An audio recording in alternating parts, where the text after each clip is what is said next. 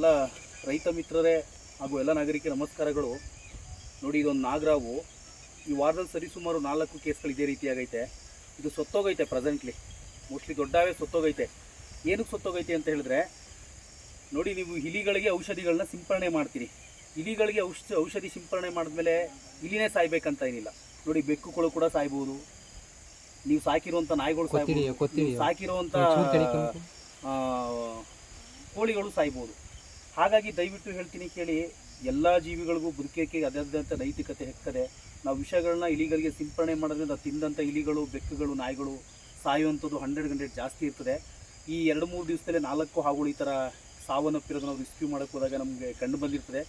ದಯಮಾಡಿ ಇದ್ರ ಬಗ್ಗೆ ಸ್ವಲ್ಪ ಕಾಳಜಿ ವಹಿಸಿ.